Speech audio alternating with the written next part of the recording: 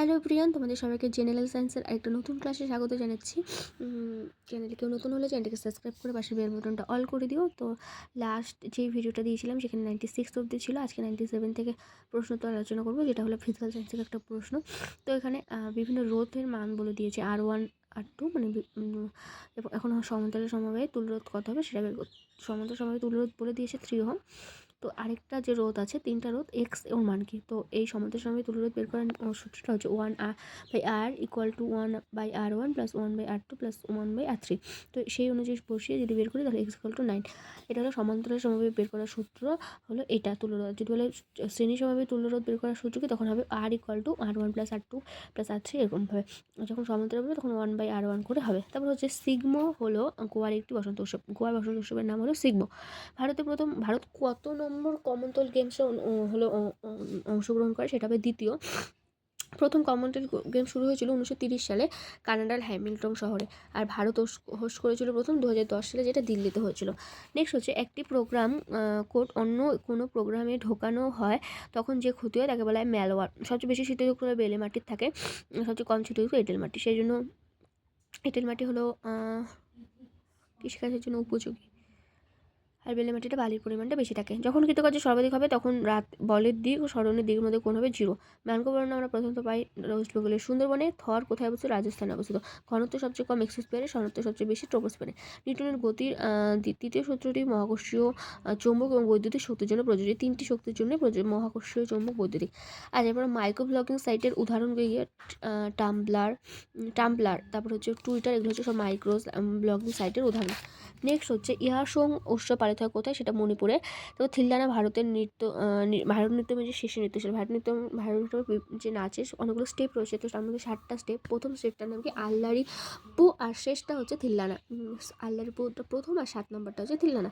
ভারতের দীর্ঘস্থায়ী attorney general কে ছিল, সেটা হলো মতিলাল চিমনলাল সেদবাদ। এটা 76 নং ধারাতে ভারতের অ্যান্টর্নি জেনারেল সম্পর্কে আলোচনা করা হয়, যেটি হচ্ছে কোনো রাজ্যের সর্বোচ্চ আইন বিষয়ক কর্মকর্তা।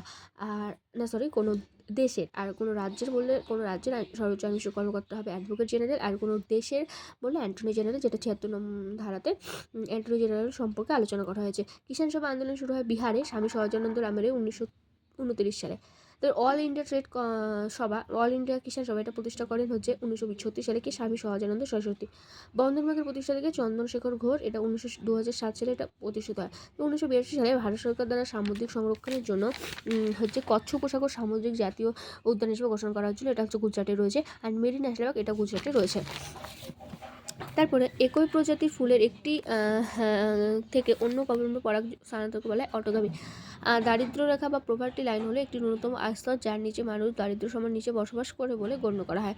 তারপর Indira Gandhi institute of development research, এটা কথা হবে মুম্বাই অবস্থিত। Indira Gandhi institute of development research এটা মুম্বাই অবস্থিত। এইমস এটা দিল্লিতে অবস্থিত, নিউ দিল্লিতে। মানবেন্দ্র রায় প্রথম মার্ক্সবাদে দীক্ষিত হন মেক্সিকোতে। মানবেন্দ্র রায় প্রথম মার্ক্সবাদে দীক্ষিত হয় মেক্সিকোতে। পাঞ্জাবের অমৃতসর আগে রামদাসপুর নামে পরিচিত ছিল। জৈব ক্ষয়কারক কাকে বলে? উদ্ভিদকে বলা হয়। 2025 সালে পদ্মবিভূষণ প্রাপক কুমুদিনী লাখিয়া কোন নৃত্যের সঙ্গে যুক্ত? তিনি হচ্ছে কত্থক নৃত্যের সঙ্গে যুক্ত। নেক্সট হচ্ছে তত্ত্ববোধিনী সভা দেবেন্দ্রনাথ ঠাকুর প্রতিষ্ঠা করেন। ক্যান্সারের চিকিৎসা যে হচ্ছে চিকিৎসা পদ্ধতি, সেটা রেডিওথেরাপি। এখানে অনেকগুলো যৌগ ব্যবহার করে, এবং কবাল্ট 60, আয়োডিন 131 131 সেটা ব্যবহার করা হয়।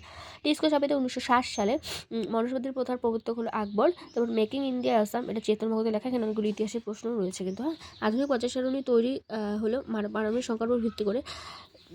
আধুনিক পর্যটন কিসের উপর ভিত্তি করে? পারমাণবিক সংখ্যার উপর ভিত্তি করে। কঙ্কর রেলওয়ে হচ্ছে যায় পশ্চিম ভারতে, অর্থাৎ পশ্চিমঘাট পর্বতমালা দিয়ে, যেটা হচ্ছে মুম্বাই থেকে ম্যাঙ্গালুরু অবধি যায়। তারপর সিজিএস, এমকেএস, এফপিএস, এসআই ইত্যাদি পদ্ধতিতে কোন রাশির একই হয়, সেটা হলো সময়ের। তারপর সূর্যের ভর পৃথিবীর তুলনায় কত গুণ বেশি হয়? আনুমানিক প্রায় 3,30,000 গুণ ভারী হয়। তারপরে এখানে একটা ভর দিয়ে দিয়েছে, তারপর উচ্চতা, তারপর গ্রাম মানে অভিকোষ, জি মানে হলো অভিকোষ ত্বরণ। তো এবার স্থিতিশক্তি বা বিভব শক্তি বের করতে বলেছে। তার সূত্র হলো স্থিতিশক্তি ইকুয়াল টু এমজিএস, মানে এগুলো গুণফল। তো গুণ করে এটা হবে 294/5, তো 58.8 জুল। তোমরা করে নিয়ে দেখতে পারো। তারপর সাধারণ বায়ুর চাপ সমুদ্রপৃষ্ঠে থাকে কত? এটা সাধারণ বায়ুর চাপ মানে কত, সেটা মান হচ্ছে প্রায় 1.013 × 10⁵ পাস্কাল, যেটাকে বলা হয় প্রমাণ বায়ুমণ্ডলীয় চাপ। সেটার মান হলো প্রায় 1.013 × 10⁵ পাস্কাল। ইনসুলিন উৎপাদন উৎপাদনকারী অঙ্গ হলো অগ্ন্যাশয় বিটা কোষ। ইনসুলিন ঘাটতি হলে ডায়াবেটিস মেলিটাস হয়। সূর্যের বর্ণালীতে সবচেয়ে বেশি তীব্রতা আলো হলো হলুদ। সূর্যপৃষ্ঠের তাপমাত্রা কত ডিগ্রি? 5800 ডিগ্রি। গতিশক্তি বের করার সূত্রটা হলো হাফ mv²।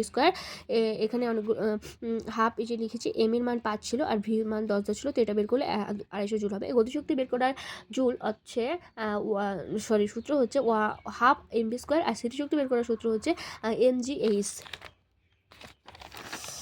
নেক্সট হচ্ছে ক্লোরোফিল ড্যাশ রঞ্জক। এটা রঞ্জক পদার্থ। এটা হচ্ছে কী করে? সূর্যের ফোটন কণাকে শোষণ করে। এবং এটা কোন কোন আলোকে শোষণ করে? ফোটন কণা, লাল ও নীল আলোকে। মানবদের সবচেয়ে কঠিন অংশ হচ্ছে দাঁতের এনামেল, সেটা আমরা সবাই জানি। আলোর বেগ শূন্যস্থানে কত? 3.0 × 10⁻8 মিটার/সেকেন্ড। তারপর একটা ইসে দিয়েছে, এটা এ অর্থাৎ ত্বরণ বের করতে হবে। ইউ মানে প্রাথমিক বেগ এখানে দেওয়া আছে 20 মিটার/সেকেন্ড। ভি মানে অন্তিম বেগ দেওয়া আছে 30 মিটার/সেকেন্ড। আর টি সময় দেওয়া আছে 5 সেকেন্ড। তো এই যেই ডাটাগুলো দেওয়া আছে সেই অনুযায়ী যদি আমরা ত্বরণ বের করতে চাই, তো এই সূত্রটা এখানে অ্যাপ্লিকেবল। সেটা হচ্ছে V minus U divided by T. V মানে অন্তিম বেগ 30 মাইনাস 20 মানে ইউ মানে হচ্ছে প্রাথমিক বেগ, বের করে এটা অ্যান্সার আসবে 2 মিটার/সেকেন্ড²। তারপর একটা সংযুক্ত প্রোটিনের উদাহরণ হচ্ছে হিমোগ্লোবিন। এখানে হিম আর গ্লোবিন মিলে এটা একটা প্রোটিন সংযুক্ত থাকে। তারপর আরবিসিতে থাকে হিমোগ্লোবিন, আর রক্ত অক্সিজেন আর কার্বন ডাইঅক্সাইড বহন করে এই হিমোগ্লোবিন। তারপর নিউটনের আবিষ্কারককে জেমস চ্যাডউইক। এটা একটা খুব গুরুত্বপূর্ণ প্রশ্ন, বিভিন্ন কম্পিটিটিভ এক্সাম এসেছে। আধুনিক পরমাণু গঠন আবিষ্কার করেছে কে? Nils bore. প্রোটনের আবিষ্কার রাদারফোর্ড। তাহলে নিউটনের আবিষ্কারক এখানে দেওয়া হচ্ছে জেমস চ্যাডউইক, প্রোটনের হলো রাদারফোর্ড। তাহলে একটা কি বানাতে হবে? ইলেকট্রনের আবিষ্কারককে, এটা তোমরা আমাকে কমেন্টে জানাবে। এবার ফটোসিনথেসিস কি? এটা একটা সূর্যের লোকের উপস্থিতিতে খাদ্য তৈরির প্রক্রিয়াকে বলা হয় হচ্ছে ফটোসিনথেসিস। তারপর সালোক সংশ্লেষ পদ্ধতিতে রূপান্তরিত হয় আলোক থেকে রাসায়নিক শক্তি। হ্যাঁ, তারপর অতিবেগুনি রশ্মি, এটা কীভাবে আলোক থেকে রাসায়নিক শক্তি রূপান্তরিত হয়? সূর্যের শাসন পদ্ধতিটা কী না? সূর্যের আলোতে হলো গাছ তার পাতায় খাদ্য তৈরি করে ফোটন কণার সাহায্যে, সালোক হচ্ছে কী বলে ক্লোরোফিলের সাহায্যে। তারপর সেটা আলোক শক্তিটা শোষণ করছে। তারপর সেটা হচ্ছে যখন খাদ্যটা তৈরি হয়, সেটা বিভিন্ন হলো রাসায়নিক শক্তিরূপে হচ্ছে উদ্ভিদের দেহে সঞ্চিত থাকছে। তো অতিবেগুনি রশ্মি কী তৈরি করে? ভিটামিন ডি তৈরি করে। তারপরে হচ্ছে আরেকটা অঙ্ক এরকম সেম স্মৃতিশক্তি বের করার সূত্র আছে, মানে বের করতে বলছে। তো ওই অনুযায়ী বের করলে একটু 20 জুল হবে, 200 joule. M 4 K G, H 5 metre, গ্রাম 10 মিটার/সেকেন্ড। তো ওটা বের করলে হবে 200 জুল। তারপর সর্বোচ্চ স্থানে যে স্মৃতিশক্তি, সেটাই হলো সর্বনিম্ন স্থানে গতিশক্তি হয়ে যায়। এটা একটা গুরুত্বপূর্ণ ইনফরমেশন। তারপর চোখের রেটিনায় থাকে রড আর কোন কোষ। রড কোষ হচ্ছে যেটা অন্ধকারে দেখতে সাহায্য করে, অর্থাৎ এটা সাদা আর কালো দৃষ্টি হচ্ছে শোষণ করে, এটা হলো কম আলোতে দেখতে সাহায্য করে। আর কোন কোষ হচ্ছে রঙিন আলো দেখতে সাহায্য করে, এটা হলো লাল আর সবুজ ও নীল আলো। লাল, সবুজ ও নীল আলো, এটা হচ্ছে রঙিন আলো দেখতে সাহায্য করে। বস্তুর ঘনত্ব ডি = m/v, মানে হলো AD = m/v। তবে গ্যালিলিও বৃহস্পতি 4টি উপগ্রহ আবিষ্কার করেন, তাই তাকে আধুনিক বিজ্ঞানের জনক বলা হয়। গ্যালিলিও গ্যালিলিকে। তিনি বৃহস্পতি 4টি বড় উপগ্রহ আইও, ইউরোপা, গ্যানিমিড, ক্যালিস্টো আবিষ্কার করে। এছাড়াও পেন্ডুলাম যে সময়ের সুষম পরিমাণ দেয় সেটা আবিষ্কার করে। তো আজকের ভিডিওটা এই অবধি। তোমাদের সঙ্গে প্রায় 50টার কাছাকাছি প্রশ্ন উত্তর আলোচনা করলাম। ভিডিওটা কেমন লাগলো সেটা আমাকে কমেন্টে জানিও। যারা চ্যানেল নতুন, চ্যানেলটাকে সাবস্ক্রাইব করে পাশে বেল বাটনটা অল করে দিও। Thank you for watching. Do support and keep following.